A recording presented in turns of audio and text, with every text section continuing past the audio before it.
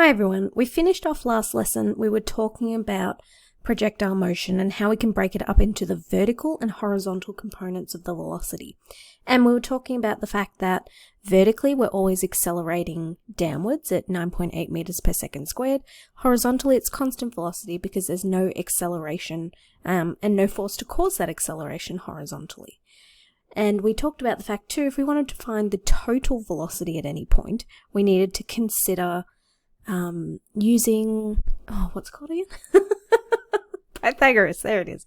With the exception of this point here, at this point there's only one component of the velocity, it's horizontal, because we talked about the top, the vertical velocity is 0, but the horizontal velocity is always the same, so it's not 0. So let's actually apply that to a couple of examples here.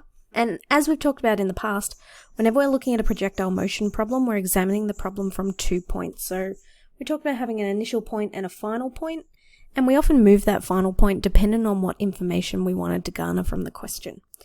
So for this, we're interested in finding out information from the top.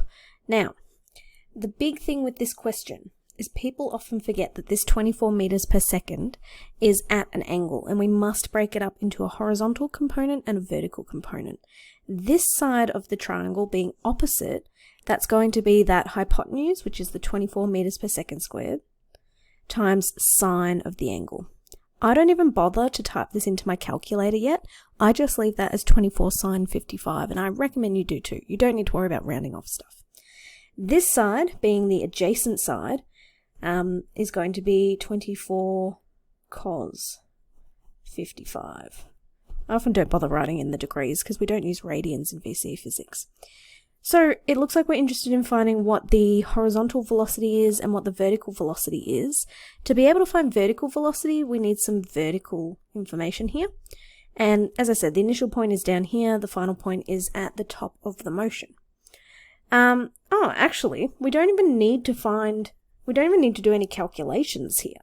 And I'll show you why. If this is vertical information, we don't know what S is. Perhaps we'll find that in the question later on.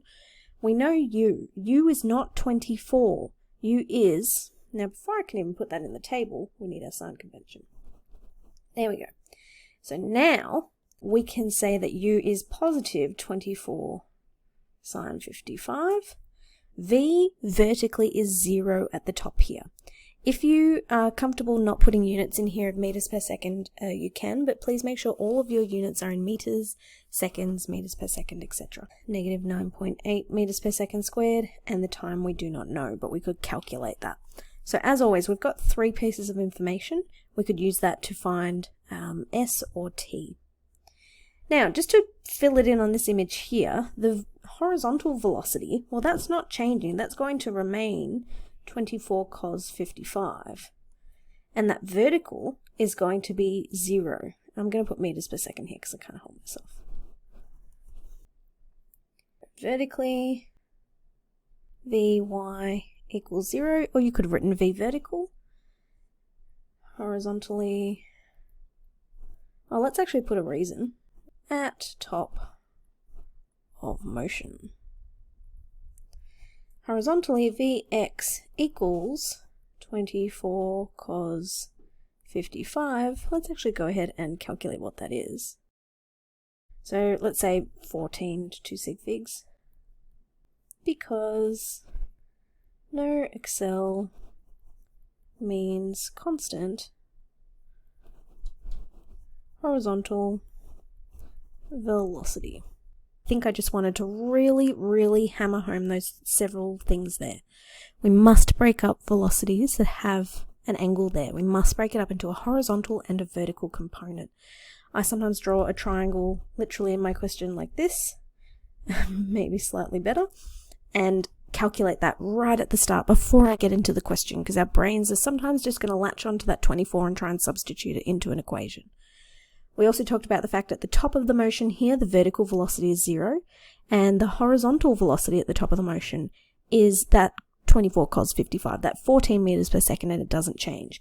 Also out of interest, at the top, V total, remember it's V vertical, which they've represented with Y, plus V horizontal.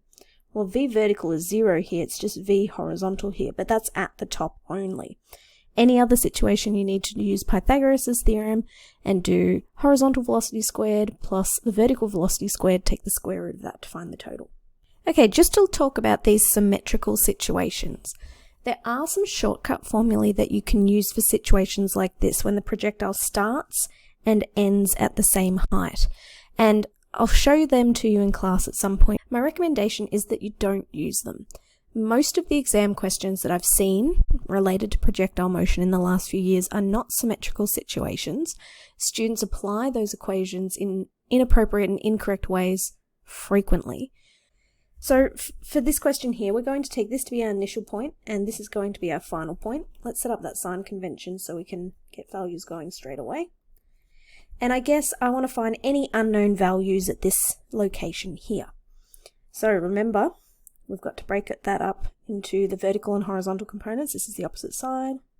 So sine 55, I won't write the degrees in this time. This is 24 cos 55. Remember, that's referring to this component of the velocity. That 24 sine 55 is this component. And I like to represent them with dotted lines because they're components, they're not individual vectors themselves, but that doesn't really matter in the exam. Okay, so we want to find out all of the information here. Let's first look vertically. We often first look vertically because vertically dictates the time in the air. So that's going to be needed to find this distance here, which we sometimes call the range. So if we're looking at vertical information, upwards is positive. So we know that initial vertical velocity is 24, sine 55. And because it's symmetrical, due to symmetry, this has got to be negative 24 sine 55. The vertical component of the velocity down here has got to be the same as the vertical component initially in the absence of air resistance. It's negative because it's pointing down at that location. This is negative 9.8 meters per second. What else do we know? We actually know that S is 0. The vertical displacement is 0 because it starts and ends at the same height. So this is that example where we had too much information. So we have a choice of whatever equation we want to use. I recommend using V equals U plus AT because it's the simplest one we've got. Rearranging that for T. And now substituting. Be careful with your signs here. So we're going to have two lots of negative 24 sine 55. And just double check this calculation on your calculators. I get about 4.012 ... If I needed this as a final answer, just say part A was find the time, I'd answer that too. This is, all the values have been given a 2 sig fix, so 4.0, but we'll keep that whole number in our calculator. So let's now look at horizontal information. Remember, horizontally, there's only three things you can know: how fast it's going, how far it went, and how long it did that for. So we can know the velocity, the displacement, or the time.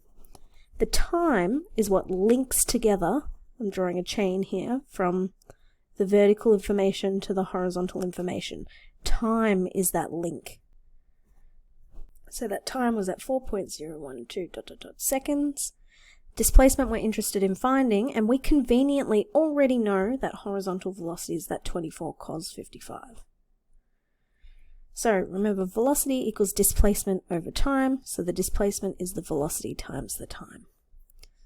So lucky we kept that 24 cos 55 written like that, and we're just going to multiply it by that 4.102 ... that's in our calculator. So double check my calculation here. Sometimes I don't see the errors when I'm recording because I'm thinking of other things. I get that to be 55 meters. Compare it with what you get. Let me know if you get the same thing. So again, that's often referred to as the range. The range being the horizontal distance traveled by the projectile. Okay, the last example of this video. This is more reminiscent of some of the questions that you'll get. It's not as scaffolded out for you, so you will need to draw a diagram, do our sign convention, write down the values that we know, and use them to be able to find what we don't know. So we're told golf ball is hit 24 degrees above the horizontal at a speed of 30 meters per second. So the very first thing we should do, before you even think about the question, we're going to have to break this up. You probably need to do that. So that 30 meters per second at 30 degrees to the horizontal, that just means there's a horizontal line that it's being measured up from. That's what that terminology means. we break that into our two components. We've got that vertical up here and this horizontal component. This being the opposite side is 30 sine 30. Now, if you're really comfortable with exact values, you could write that as 15 meters per second straight away. You don't have to. 30 sine 30 would be fine on the exam. This one will be 30 cos 30. I would recommend against using surds during your working out here. It wouldn't be wrong, and if you're comfortable with it, I'm not going to stop you, but it's not required. So the question asks, how far does the ball travel before it hits the ground? Now, this question is kind of vague, but it is talking about the distance traveled along the ground. It's not asking you to measure that distance of a parabola that's being measured out here. And it's not asking about the vertical distance. It's sort of one of those strange sort of implying that it's meant to be horizontal questions. So, to figure out how far the ball travels before it hits the ground, that's distance travelled along the ground, which we talked about was the range. Remember, we need to find that time first. And to find the time in the air, we need the vertical information. VAT. And let's pop in that sign convention. If you found it useful, you could draw yourself a little projectile for this question. Keep in mind that that 30 was at an angle there, and we're interested in finding this distance here. You might find you don't need that sketch. That's okay as well, but I really do recommend that first triangle sketch.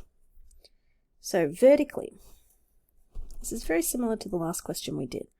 There's going to be no displacement vertically because it's starting and ending at the same height. We know the initial velocity is 30 sine 30 and it's positive. Final velocity will be negative 30 sine 30. Acceleration is a negative 9.8, so just interested in that time. Like we saw before, we can use v equals u plus at. So it's going to be v was negative 30 sine 30 minus 30 sine 30. Notice that's not 0, that's two lots of negative sine 30. That's divided by 9.8. If we'd made downwards positive, we wouldn't have those negatives everywhere. So in retrospect, that could have been quite useful, but we'll still get the right answer so long as we're careful. Okay, so we get 3.06 ... seconds. Now, one thing I did want to mention, I was thinking about that when I paused to sneeze then. Sometimes students break this up into two bits of the motion, and they break it up into a, like, to the top of the motion, then to the bottom, and then they double the time. Look, that works, and that's okay, but I recommend against it because our equations are perfectly fine dealing with this point being the initial point, this point being the final point. It's not necessary to break it up and then double the time that you get. If you'd had, say, in question A, it said the time taken for the ball to reach the top of its path, then sure, double the time if you needed the whole time in the next question, but you don't need to break it up unnecessarily. Frequently people do, and then they forget to double the answer. Okay, so we've done that. Now we need that horizontal information. V, S, and T. Velocity was that 30 cos 30, because we're talking horizontally. S is what we're interested in, and that time we just got given. Velocity equals the displacement over time. Displacement equals velocity times time. 30 cos 30 times that 3.06 ... that we had. We'll ignore that dot afterwards.